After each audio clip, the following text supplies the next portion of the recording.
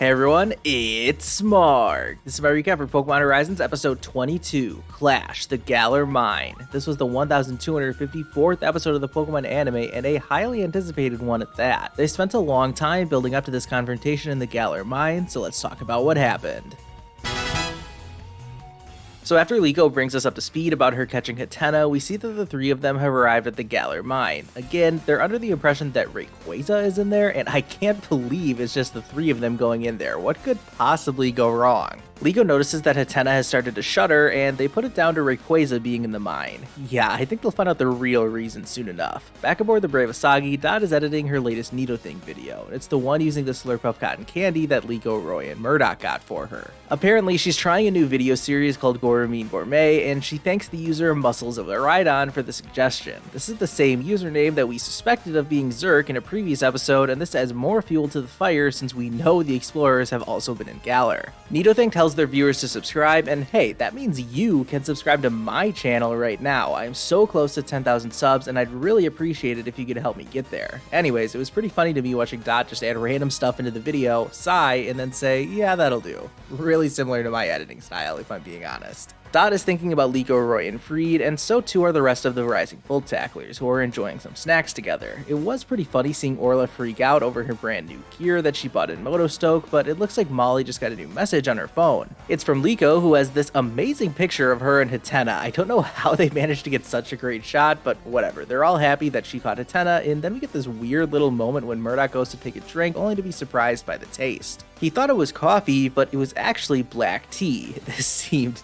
totally random, but it was actually just a link to turn this over to Ludlow's words of wisdom for the episode. And he talks about how assumptions are bad, and to find someone is to be found by someone. So then, who will find who? Well, that was awfully philosophical, and wait, what? Why did he just fish up a black boot? Is there some kind of deeper meaning or significance to this that just flew right over my head? Whatever, let's just move on and get back to the Galar Mine, which is where the rest of the episode takes place. They run into a few Pokemon who are all looking very stressed out, but they're not sure why. As they explore deeper into the mine, the kid's attention is drawn to the colorful pieces of ore that lines the walls of the mine. Friede gets all professorial as he hypothesizes that Rayquaza might be drawn to the ore, but while he's focused on that, Sprigatito and Fuecoco start chasing after some more Pokemon that are digging underground. Liko and Roy immediately chase after their Pokemon, but Friede is so engrossed in his own analysis that he doesn't even see them wander off. Great, now our heroes are separated. They do eventually catch up to their Pokemon, but would you look at that, they're totally lost. Friede tries calling them, but Liko can't give him very good directions. Cap suggests they split up to look for the kids, and Friede agrees, taking Charizard with him. He specifically tells the kids to stay put, but Roy's not listening. He just found another passageway, and when he hears a strange Pokemon cry, he thinks it's Rayquaza and immediately runs off to investigate. What an idiot. As Liko chases after him, we see that the explorers have entered the mine as well. Now things are about to get interesting. Liko and Roy have arrived at another open area, and Sprigatito quickly runs into some other Pokemon. This Woobat flies away, but Liko and Roy find it hiding in another part of the mine along with a Timber and a Roggenrola. They are all terrified, but Liko cheers them up by offering them food. The wild Pokemon accept, and just another small example of Liko being able to understand the emotions of other Pokemon and how to make them happy. That's exactly what she was talking about in the last episode, and case in point, her Hatenna joins in too, clearly enjoying the snack. But when they hear that same mysterious cry again, the wild Pokemon run and hide again, while Hatenna starts to shudder once more. The Woobat leads them to a different part of the mine, and it's here that Liko finds a group of dead bodies. Okay, thankfully no one's been killed yet, even though that is kind of what this looked like at first glance. Instead, these people are just exhausted, claiming that their stamina was sapped away, and that a giant Pokemon arrived at the mine today. Liko and Roy help them all into a minecart and send them away, with people from the Pokemon Center awaiting their arrival at the entrance of the mine.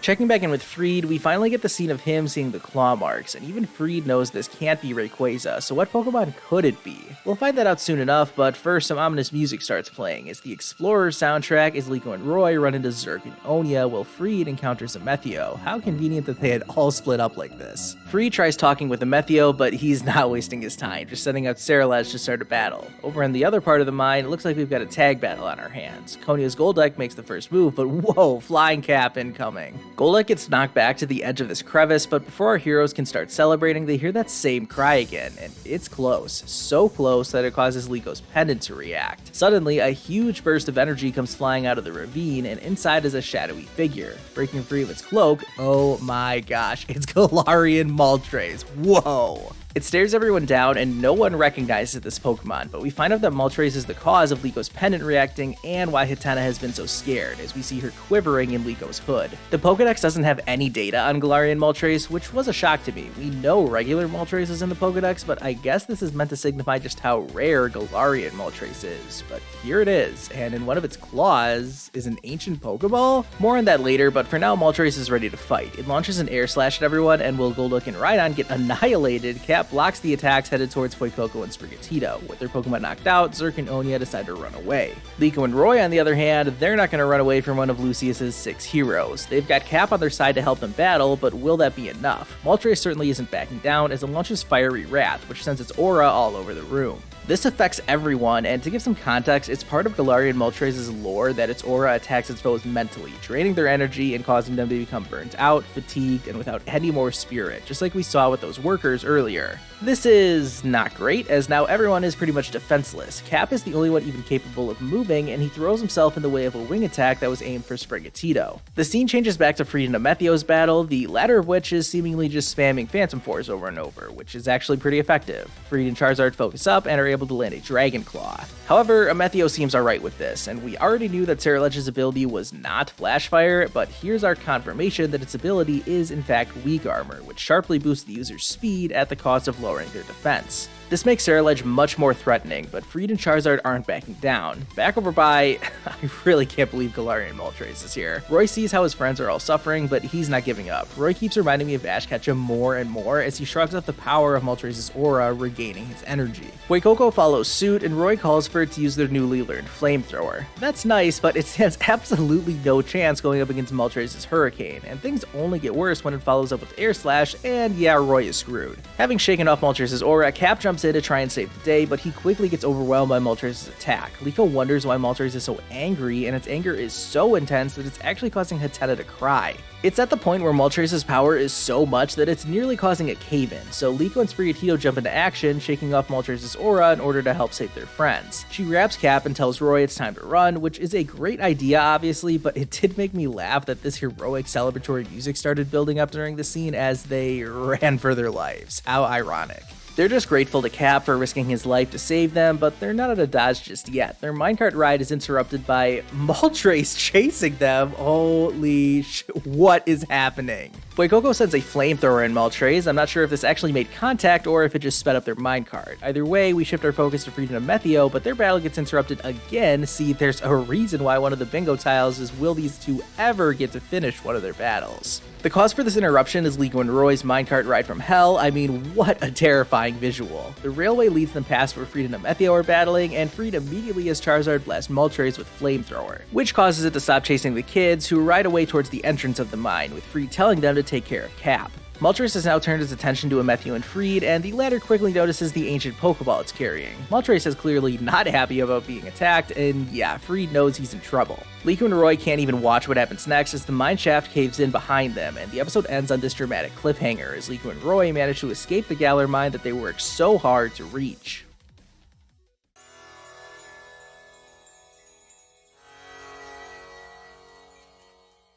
Sheesh, what an episode. I know some people complain about Horizons being slower paced, but that just makes episodes like this one stand out. This was all action and really exciting. I feel like I got a lot of my thoughts and analysis out during the recap, so I'll just touch on a few key points in this section. To start, let's discuss Lucius's 6 heroes. We know the ancient adventurer had 6 Pokemon that he traveled with, one of them being Rayquaza, the second being the Arboliva that Liko and Roy already have in their possession, and as many people speculated, the third hero is Galarian Moltres. Wow. I really didn't think another legendary Pokemon was going to be one of the 6 heroes, but I'd rather be happy than right, and boy am I happy at this epic twist. Like the workers mentioned, this Moltres is giant, even though it was a little hard to gauge its size at certain points in this episode. Since Moltres is one of the 6 heroes, it feels inevitable that Liko and Roy are going to be able to catch it. It's not a matter of if, but rather when and how. I'll dive into that more in a little bit, but right now I want to get to my rating, and I'm giving this episode an 8 out of 10 rating. Once again, I feel like there are going to be some people that think that's a relatively low rating, so allow me to respond to that claim. Obviously, a large part of my rating comes down to my overall enjoyment of the episode, and while I did enjoy this episode a lot, there was one thing holding it back.